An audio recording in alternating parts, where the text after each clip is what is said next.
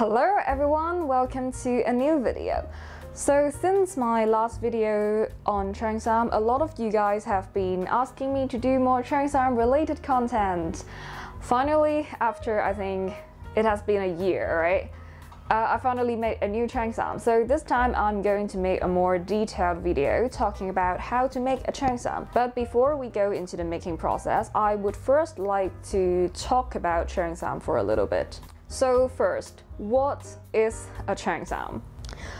This is something I talked about in my last video, but I think I did a horrible job on the explanation. So this time I'm going to put more details onto this topic. So first I want to show you guys two pictures. So on this side, it's a Cheongsam from the 30s, worn by the beautiful actress Anna May Wong. And on this side, we have a Cheongsam stock photo I pulled off Google.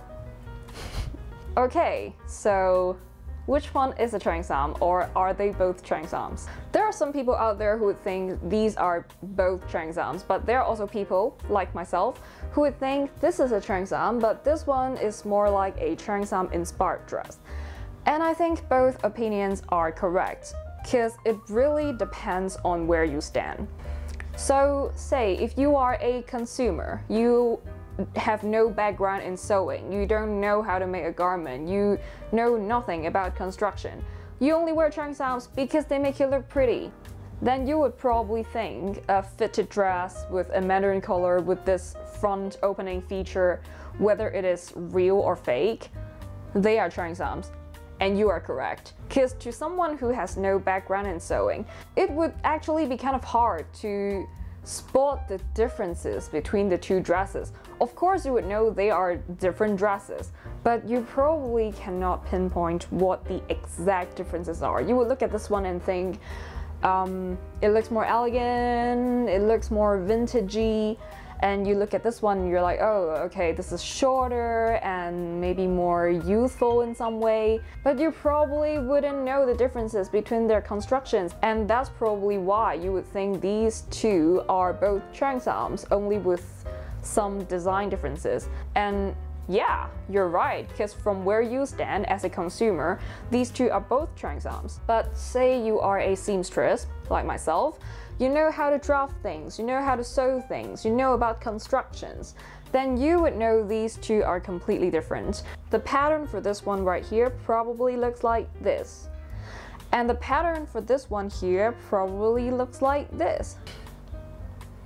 Then you would see they're completely different. This one, the pattern is just one giant piece of cloth. The entire dress is connected together. There are no shoulder seams, there are no arm side, but this one, there are shoulder seams and there are arm side. This one is probably drafted directly on a piece of fabric that has been folded twice, but this one is probably cut out on just one single layer of fabric, and there are probably a few pattern pieces, the front and the back and the collar and the sleeves all separated, and they are laid out on this single layer of cloth and then cut out and sewn. And look at the drafting method. This one is almost like T-shaped, so there's this shoulder right here and then the entire thing just goes straight down. But on this one you could see there is a shoulder slope because there's a shoulder seam, and then there's a separate sleeve block with the sleeve head and everything. And that's why from where you stand as a seamstress, these two things would be completely different. And that is why I refer to this one as Cheongsam and I refer to this one as Cheongsam inspired dress. So I think it's totally normal for everyone to have their own definition of the term Cheongsam. Whether you are a consumer or a seamstress, the most important thing is that wear or make something that makes you happy. So if you prefer this style, go ahead and make it or wear it. But if you prefer this style, go ahead and make it and wear it as well. Because the most important thing of a garment is that it makes you feel pretty and happy. That's the most important part. And another question that I get from a lot of people is, what fabric would I recommend to make a Cheongsam?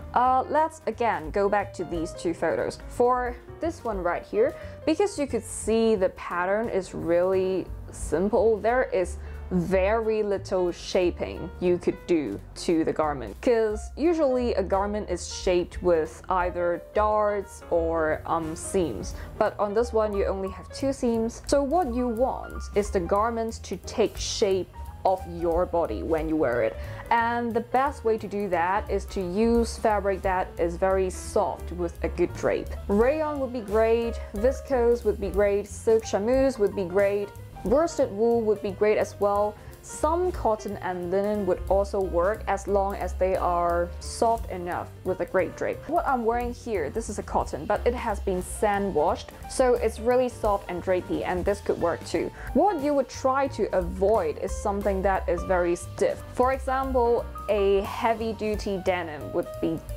a really bad idea. Unless you want a really H-shaped, really stiff kind of cheongsam for your own reasons.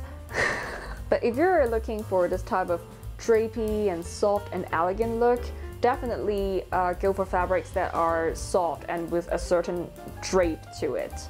But if you're trying to make this style right here, I would think any fabric choice would work, because there are so many seams in this one, so you don't really need to use a very soft and drapey fabric to take shape of your body, because there are so many seams. You could shape it however you like. So yeah, anything goes with this one. Another thing I talked about in my previous video is the zipper thing. So should there be zippers on a cheongsam?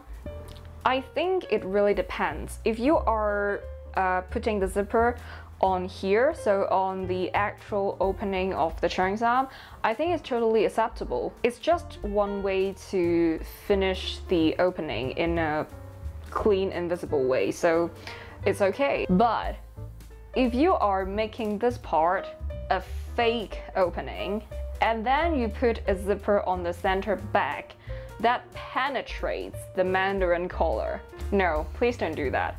I know a lot of mass production cheongsams or cheongsam inspired dress would do that, but they are usually just trying to save their production cost, because putting a zipper on the center back is much easier than doing the front opening here and then putting a zipper here, and then you need to deal with the placket thing here, and then you need to add the buttons. It's cheaper and easier to just do a little decorative strip along this line and put the zipper on the center back. So yeah, I really do think it's just a way for factories to save on their production cost. I definitely think it is okay to buy them and wear them, totally. If you see a mass production cheongsam you like and it fits you and you look pretty in it and it makes you feel happy, buy it and wear it, no problem. But if you are making a cheongsam yourself, maybe try not to do that, because it's bad engineering more than anything. Imagine this.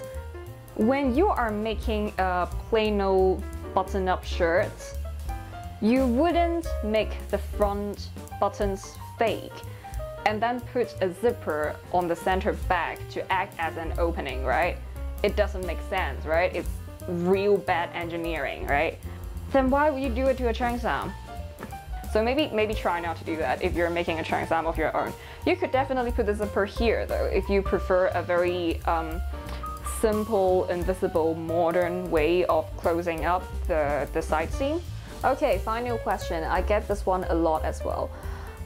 Is it offensive to wear a cheongsam if you're not Chinese?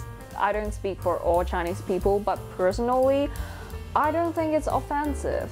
I think it's only offensive for people to wear cheongsam when they are wearing it with the intention of making fun of Chinese people. And usually their attitude, the way they talk and act would make that super obvious. And that is the only case where I would think wearing a cheongsam is totally offensive. But if you're just wearing a cheongsam because you like the garment and it makes you feel happy and pretty, go ahead, wear it. I don't think it's offensive. So I hope I'm doing a better job explaining this time. And if you have any more questions or if there is something you would like to add, please make a comment down below. And now we can go into the making process. So I have spent some time contemplating the design of this cheongsam. I find that most cheongsams in the market are too pretty for my taste. Like they are either too fancy or too vintage, delicate looking that you kind of need the hair and makeup to complete the look. So I wanted something more understated, with a nonchalant vibe, if you like. Kind of like a cheongsam equivalent of a pair of jeans, something you can put on and go out with minimum fuss. After I have the concept in mind, I start to fold my fabric. So the fabric is folded twice in 2 directions, and then I just baste the fabric to make sure the layers are staying together so it won't shift around when I'm drafting the pattern on the fabric. Then the folded fabric is laid flat on the working surface. From here, we jump right into the pattern drafting. This type of cheongsam is drafted on the fabric directly because there are very few lines. There isn't a lot of math involved here. You basically just use your body measurements to draft this. Now, I know I am real bad at explaining things, so I have made a cutting diagram in PDF format, and I have linked it in the description box down below. Following the guide, you should be able to draft a cheongsam for yourself using your measurements. After drafting, always double check all the measurements before making the cuts, and don't forget to add seam allowance, okay? Then the first 2 cuts are to cut out the shape of the cheongsam and the neck hole area. The third cut is to slash the front opening. I like to put on some fusible interfacings right on the line before cutting it up. At this point, you are probably confused because you would notice there is no seam allowance in this opening. I will explain about this when we get to this part. After I make the cut, this is where I do the ironing trick. So this is a technique used in traditional cheongsam making. When we are making the cuts, we put all the curve on the side seam, but here using an iron, we push some of the curve into the center front to make the cheongsam fit a human body. In my experience, the curvier your side seam is, the more time and effort you need to spend on this process, because you are really just trying to redistribute some volume at the side seam towards the center front. So when you're making this type of cheongsam, you really need to think about your materials and the cut you're going to make before you do the entire process. At this stage, I usually do a fitting on myself. I carefully baste the seams together and try it on. I find the cuts to be a bit too big, and I want to trim off just a bit at the underarm and at the waist, but overall it fits well.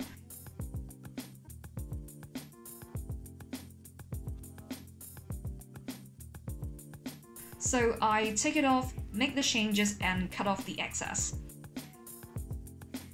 Then I use a baseball stitch to close up the front opening so this area won't flap around and get in my way when I'm working.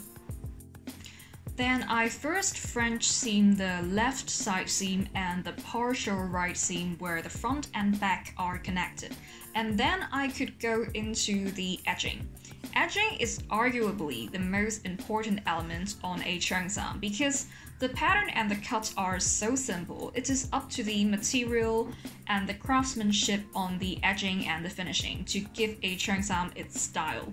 I have decided on a very casual, worn-out vibe on my cheongsam design, so I decided to use a simple self fabric edging with a raw bias strip of self fabric sandwiched in between.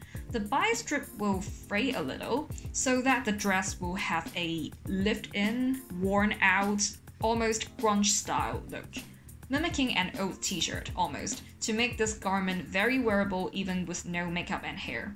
To make the edging, I first cut a bunch of bias strips from the self fabric.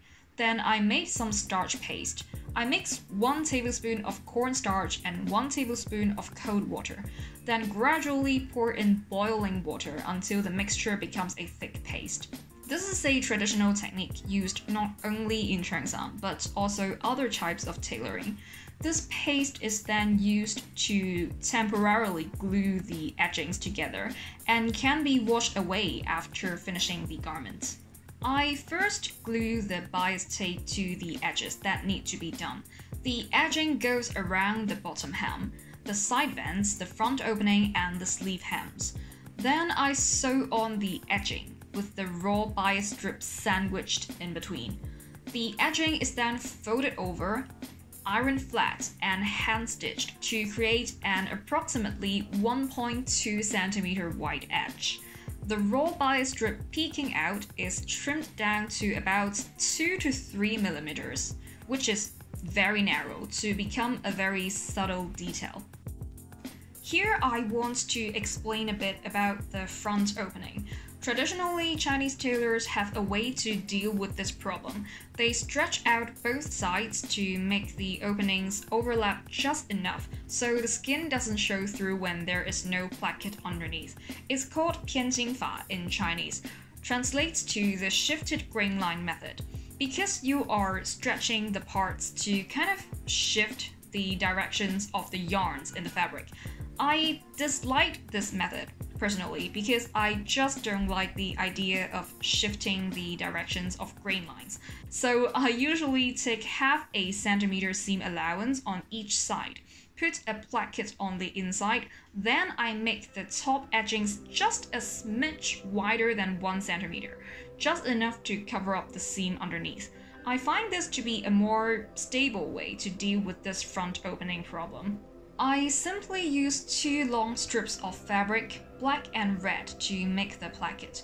You just need to make sure the top layer of the placket is the self fabric so that the seam here is as discreet as possible. The strips are folded around the corners to create the shape of the placket. You could also create a separate pattern piece for your placket following the shape of your front opening. I just prefer freehanding, so that's what I did. The placket is attached with a machine and finished by hand. At this stage, the main body of the cheongsam is finished. If you need a mandarin collar, now is the time to put on the collar. However, I prefer a collarless design, so I simply roll and stitch the seam allowance around the neck to create a little round border as the finishing.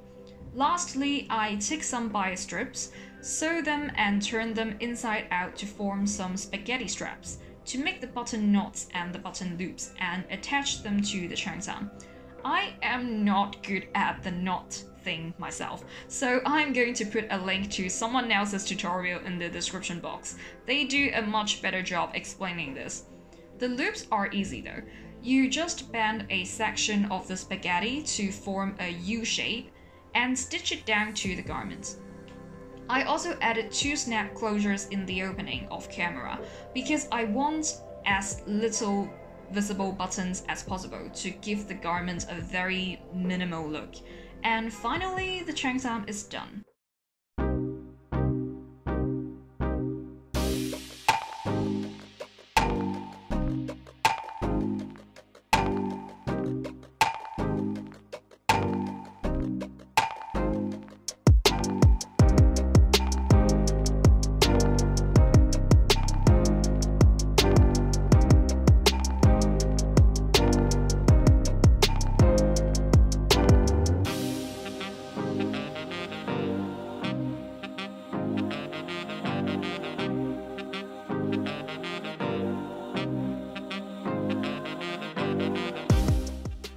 I love the design on this cheongsam.